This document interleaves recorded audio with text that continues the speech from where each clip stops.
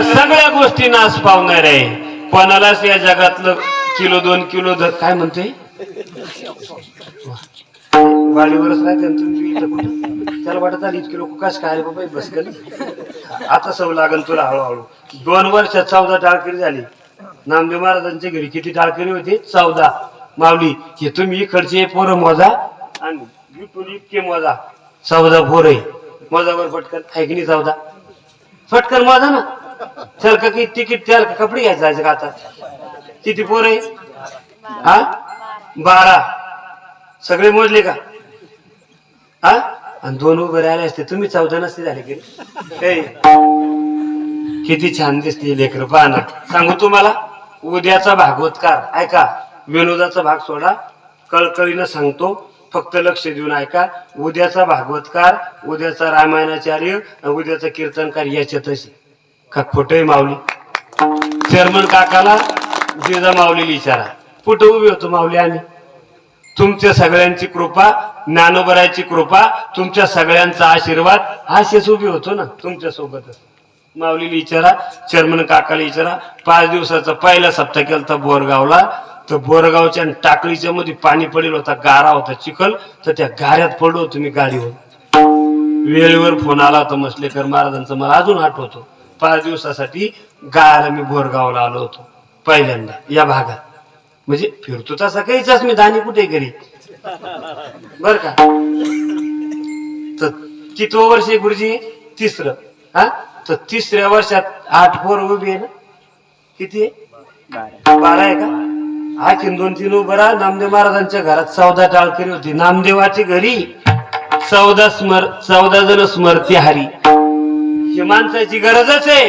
पण 3 वर्षात जर 12 लेकर टाळ घेऊन उभं राहू शकते ना तर 11 वर्ष सप्ताह चालू झाल्यावर याच्यातला एक तरी महाराज झाल्याशिवाय राहणार नाही.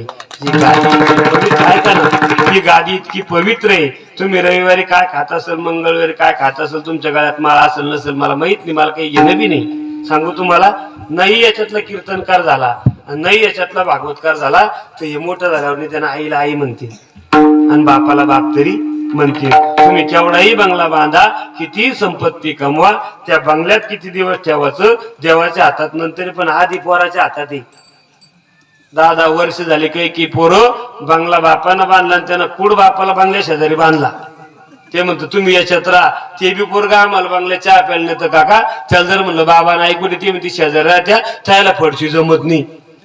त्याला अन्न जमली राजुरून बसून जमली त्याला सालं घालून फक्त त्याच्यावर बाज टाकून त्याला जमत नाही का फडशी. म्हणलं तू ठोत नाही त्याला जमती. किती शोकांती काय महाराष्ट्राची. सांगू तुम्हाला महाराष्ट्रात आणि भारतात जास्तीत जास्त वृद्धाश्रम आहे आणि त्या वृद्धाश्रमामध्ये सर्व्हिसवाल्या मुलांचे आई वडील आहे शेतकऱ्यांचे नाही. याच कारण आहे आणखीन खेड्यात आणखीन शेतकऱ्याकडं संस्कृती जतन केल्या जाते. याच कारण आहे ज्ञानोबराय तुकोबरायचे विचार शेतकऱ्यांकडे आजही आहे. सगळे शिकलेले गदे मला ते बी मानत नाही. आपल्याला तिकडे जायचं नाही पण सप्ताह करण्याचा हा फायदा आहे. जास्त पैसा झाला म्हणून सप्ताह करायचं. तुम्ही गेल्यानंतर यायला बी ट्रॅक्टरच भरायला लावून नाही का? हा एका महिन्यात 3 लेकरं वारले माझ्या गावातली. 3 एकाला 2-2 लेकरं. गवाड गुरुजी विचारा नाव सांगत नाही. शूटिंग चालू आहे. एका महिन्यात 3 लेकरं वारले नाव सांगत नाही. एका लेकराला 3-3 पोरं मावली. कोणी ड्रायव्हरच होतो कोणी गाडी सांगतं. धंदा करू नका या मताचं मी नाही पण त्यांच्यावर लक्ष राहू द्या. आपला मुलगा ज्याचा ट्रॅक्टर आणतो तर संध्याकाळी तो घरी कसा येतो. रात्री जातो तर सकाळी त्याचे डोळे पहा. 3 मुलं मेले मावली एका महिन्यात. प्रत्येक मुलाचं लग्न झालेलं होतं आणि एका मुलाला 2-2, 3-3 लेकरं आहे. आता कोणा सांभाळायचं ती पुन्हा बापानच. काहीच नाही फक्त पिल्यामुळं ऍक्सिडेंट झाला. कोणी ट्रॅक्टर कोणी काही कोणी तळ्यात डुबून मेलं. खोटं नाही. खोटं वाटत आणतं तुम्ही विचारून पहा. याचं एकच कारण आहे गावामध्ये जर संस्कार चांगले असले वारकरी संप्रदायाचे संस्कार ज्या गावात होतात त्या गावातले लोक व्यसनिक कमी होतात. मग तुम्ही म्हणसाल तू तर कधी महाराज मी एकला बी सगळं गाव कसं सांभाळू. हा लोक म्हणते वय माग पण सुनत लय अवघड आहे. लोकांना तुकोबरायचं सुनले नाही मावले लोक तर मी जग नाही खरं आहे ना. म्हणून जीवन जगत असताना हे सप्ताहाचं फळ आहे. मला एवढं सांगायचं होतं. म्हणून जीवन जगत असताना सत्य विठोबाचं नामस्मरण मुखातून करा. कारण देव कालही सत्य होता, देव आजही सत्य आहे. देवाचं अस्तित्व काल होतं, देव आजही आहे, देव उद्याही राहणार आहे. आपण काल होतो, आपण आज आहे, उद्या आपलं या जगात अस्तित्व राहील का नाही गॅरंटी नाही. सोन्यासारखी माणसं, श्रीमंत माणसं हे जगत सोडून गेले. त्याचं एकमेव कारण या जगात कोणाला राहता येत नाही. येत नाही उरो आले अवतार, हेरते पामर जीव किती. मग जोपर्यंत देव आपल्याला या जगात होणार आहे तोपर्यंत आपण भगवान परमात्म्याचं चिंतन करा. कारण नाव घेण्यासारखा जगात फक्त देवच आहे. निंदा अथवा स्तुती करावी देवाची. नाव बी ठेवायचं तर देवाला ठेवा, स्तुती बी करायची तर देवाचीच करा. कीर्ती मानवाची गाऊ नये.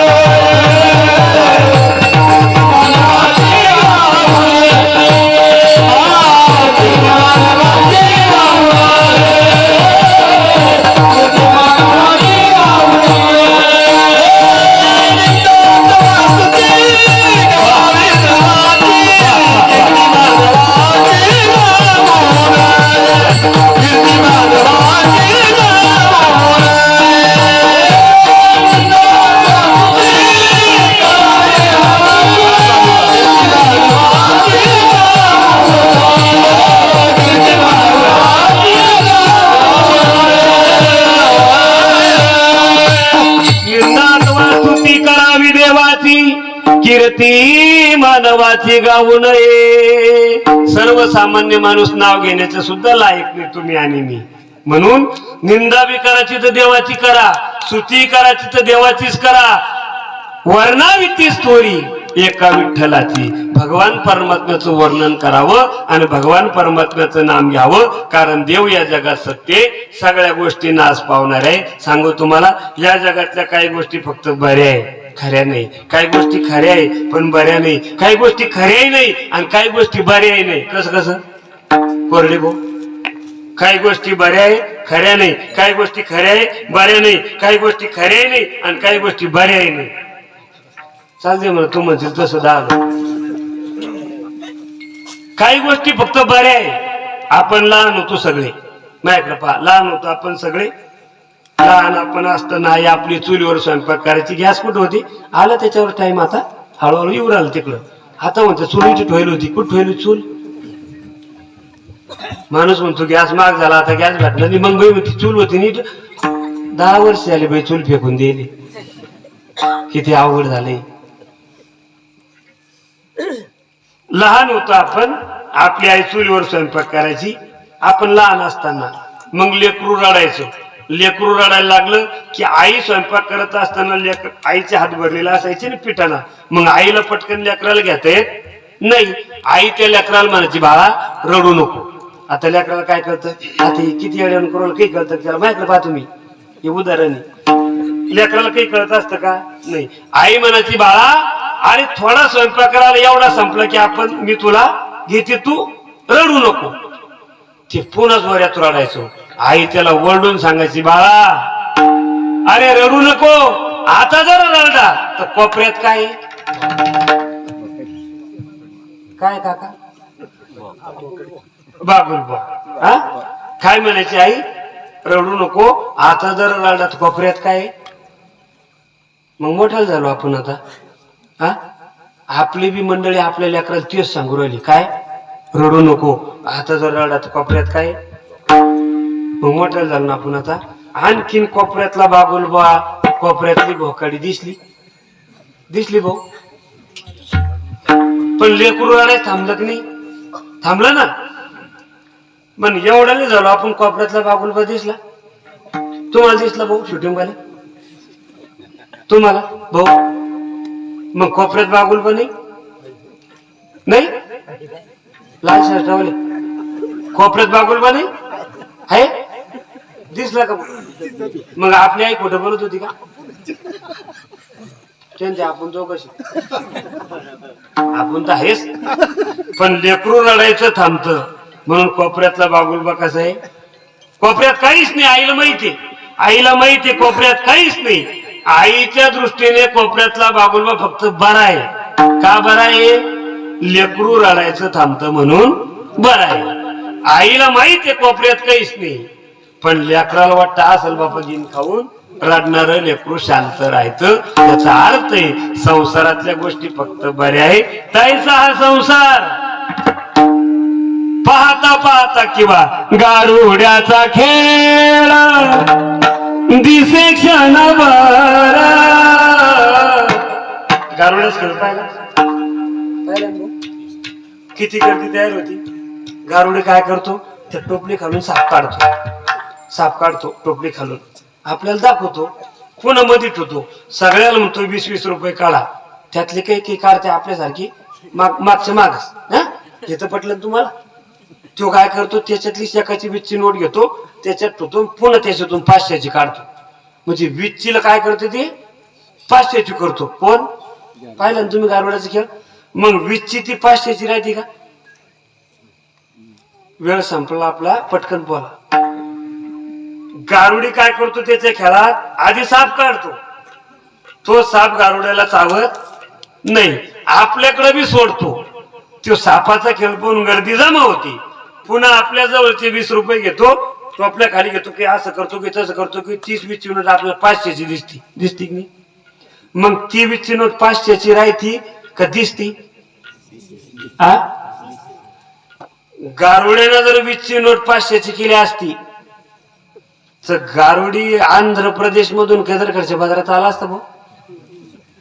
तिथे 20ची नोट नव्हती त्याला. याचा अर्थ आहे गारुड्याचा खेळातली 20ची 500ची नोट फक्त क्षणभरच दिसती. त्यानं ती 500ची आपल्या हातात दिली तर ती 20ची कितीची आहे? 20ची. तैसा हा संसार किंवा जळी बुड बुडे देखता देखता क्षणन लागता दिसेनासे. मोटर चालू केली हौदात बर का, बुडबुडी येते. किती वेळ राहते ते? क्षणन लागता दिसेनासे. मग असे 1000 वेळेस जरी मोटर चालू केली तर बरोबरच येतो, आणि मोटर बंद केली की बरोबरा पाणी शांत झाला की तो बरोबर राहत नाही, ते पाणीच राहत. तैसा हा संसार पाहता पाहता. म्हणून या संसारातल्या सगळ्या गोष्टी खोट्या आहे, नाश पावणार आहे. फक्त सत्य विठोबाचं नामस्मरण मुखातून घ्या. काय फायदा होईल? माणसाच्या जीवनातलं बंधन नाही.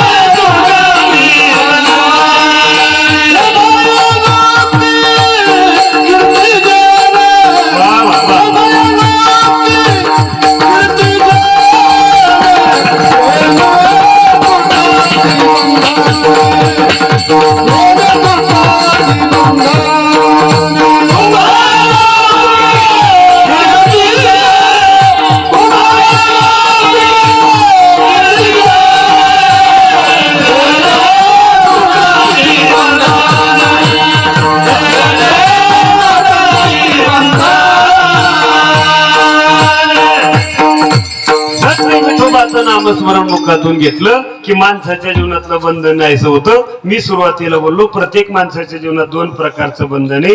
एक शरीराचं बंधन, एक भावनेचं बंधन. शरीराच्या बंधनातून एखाद्या वेळेस माणसाला सुटता येतं, पण भावनेचं बंधन एवढं कठीण आहे की त्या भावनेच्या बंधनातून माणसाला लवकर सुटता येत नाही. कशाला म्हणतात भावनेचं बंधन? कल्पना करा, श्रीरामवाडीवरला एखादा माणूस बिड्या पितो, इथं कोणीच पित नाही, पण उदाहरणापुरता पितो, नाव सांगत नाही.